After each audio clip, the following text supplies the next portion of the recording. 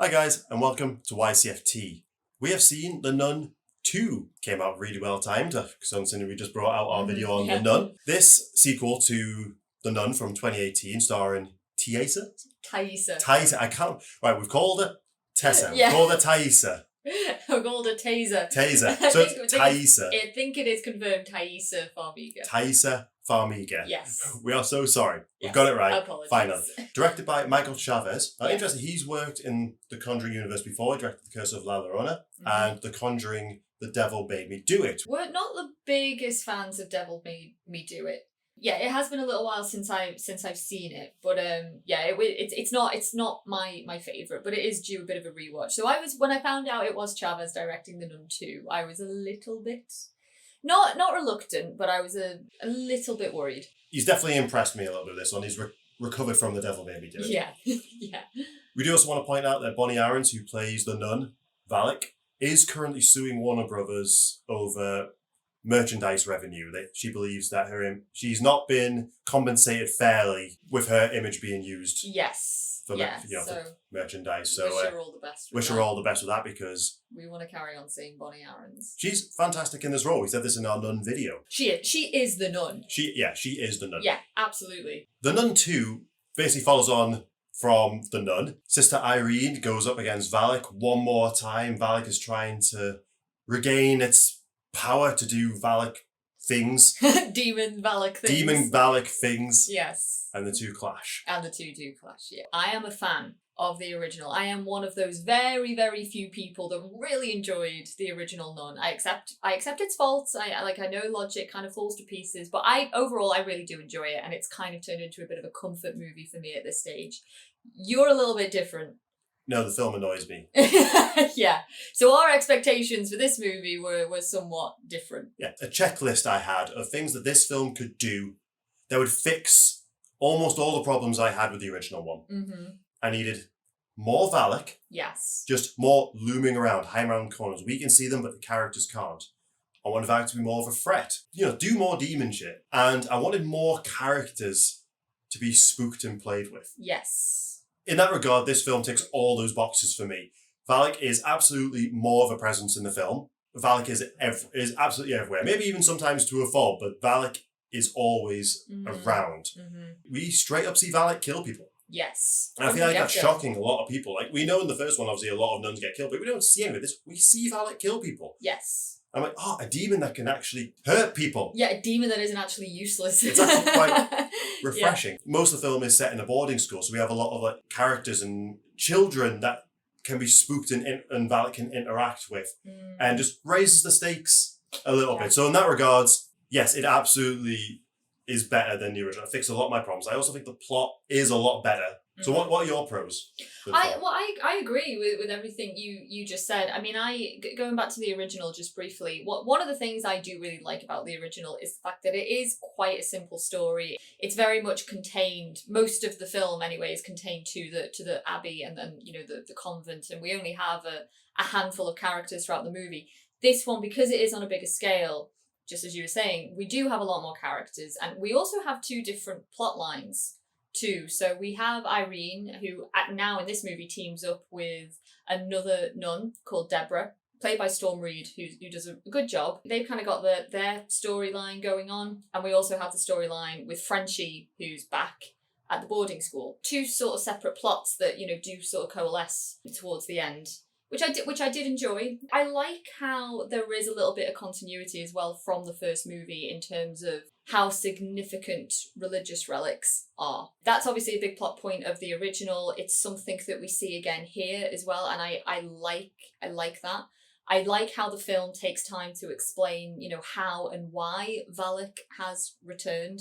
It's not just one of those things where, Valak's back and we just have to accept it and move on. It's somehow Valak returns. Somehow Valak's back and we've got to deal with it. It's, no, the movie actually tells us and explains to us, the whys and the hows and the whats, which I really do like. I think the movie probably, deliberately, consciously did that, knowing that people had a few faults with the logic of the of the first one. The cinematography in this movie is beautiful. The first movie, you've got that amazing gothic setting, very kind of Hammer horror-esque. of the abbey. We're still in Eastern Europe, we're still in the 50s here, and we have a lot of exterior shots of, like little dimly lit alleyways, and the boarding school as well. It looks absolutely beautiful. I think I'm right in saying that it was filmed in an abandoned monastery as well, which obviously adds just, so much atmosphere to the film. I mean, I also think the performances were really good here as well. I mean, like we were saying, we've got more characters here. We've got a lot more sort of, little subplots going on and developing, and we have children, crucially too. And there's one little actress in particular who she's called Sophie, and she's kind of like the one of the main new characters here, and she did a really good job. I think the actress is called Caitlin Rose Downey, a little Irish actress, and I thought she was brilliant. To be fair, one of the biggest thumbs up for me in this film is the last maybe half an hour. It goes balls to the wall, basically turns into a supernatural action. It actually does get quite actiony, but it gets intense. Yeah. And I really, really liked it. Like, the movie had my attention all the way through, but when it got, like the last 20-25 minutes, it was a lot, and I really, really loved it. Like, it had me. It was a lot of fun. I wasn't expecting it. If anyone's a fan of the parts in every Conjuring movie where people just get flung around, you get a lot of that. Yes. And that was fantastic. Yeah, fun to watch, for sure. Should we go into a little bit of cons? Yeah. This movie is not perfect. I do think it is an improvement, but a certain plot, like when you start thinking about certain plot points too much, they start to not make any sense. Although the last third is incredible, it ramps up incredibly quickly. So there's like a little bit of a pacing issue. I almost think that stuff was cut. Anyone knows from the original film, Frenchie is possessed by Valak. Yes. That is how this film can continue. We know Frenchie has to appear at the beginning in one scene in The Conjuring. Yes. Kind of has that prequel problem then of you have that built-in knowledge of what has to happen to certain characters. Frenchie is the vessel for Valak to do a lot of things, but Valak acts very independently of Frenchie throughout the majority of the film, which I don't have a problem with. Apart from certain key moments where, for whatever reason, Frenchie has to be used. Valak has to act through Frenchie to do things. And it's like, but it seems to be more of a hindrance for Valak than anything else. I'm like, that just seems to be a bit convenient to give our characters more of a chance, considering how much more aggressive Valak seemed to be, how much more dangerous in certain key moments. Like, I'm just going to act through my vessel and it'll give you a bit more of a chance to survive the situation. It's like, when you start properly thinking about it, it's like, God, Valak is still dumb. Valak is dumb. I liked having a detective element to it with Irene and Deborah. I did. I know I'm supposed to the content, but the scene with the magazine stand is done so much better in the film than it is in the trailer. It played out much longer. It's fantastic. I'm glad we didn't just get the shadow walk around the wall scene again. However, their investigation scenes are a bit undercooked. And there's a certain scene that kind of makes them irrelevant, which is... We have a big exposition dump sequence, guys. Going back to, the sort of the plot structure, we basically do have two sort of different storylines. We've got Irene and Deborah who are on their way to Romania. They're trying to figure out what's going on with Valak, and we also have the storyline at the boarding school with Frenchie and Kate, the school teacher and whatnot. And I was really enjoying the detective element. I was really enjoying seeing Irene have her visions and like piecing different pieces of the puzzle together, trying to find out why Valak has returned and what it wants and all of that malarkey. And then we get this moment in the movie with a random character who just, very conveniently has all the answers they need and tells them exactly where they need to be. He has his own theory, which turns out to be right. And it just sort of rendered a little bit of their agency and like their whole detective thing a little bit redundant. Yeah. It was like, okay, well, they've gone through all this just to have the last key bits revealed to them without having found them out themselves. It's just one of those scenes. It was a little bit too convenient. So yeah. It also means that our two storylines, by the time they actually converge, the movie then goes into the last act. I would like them to have glued a bit better. I get that. I think for me as well is because the film does have a lot of characters, some are they're sidelined a lot, and you understand what the script is trying to do for the most part, why they're there, but for the most part I was kind of feeling like, like you're not really doing much, like you're not helping the story progress, like now you're a bit of a hindrance maybe, and like now you know, you've been knocked out, so we're probably not going to see you until like the very last scene of the film. But the last half hour, those sideline characters really do come back into it, and they do have stuff to do, and I really did appreciate that from the movie as well. You know, like it subverted my expectations in a way that, you know, made me kind of very pleasantly pleased. So it was nice to see all the characters have a big stake in the action in the end. The Conjuring movies, they're very comfortable movies. They are. The Nun is your average comfort cinema goer movie. is probably going to have a really good time with this. I think so as well. I mean, there were a few jump scares that got me. I guess religious horror is one of those things. It depends, you know, if you find it scary, if you believe in this kind of thing, then you probably would find it, you know, pretty petrifying, the idea of a demon possessing people and whatnot. But for me, like, some of the jump scares you can kind of clock where they're going to happen, but they still kind of got me, and the movie did surprise me a lot, especially with some character deaths as well. You know, not just who died, but when they died as well. How. So, and how, yeah. In terms of, this is now a sequel, which is, you know, very much kind of up the ante of the Nun.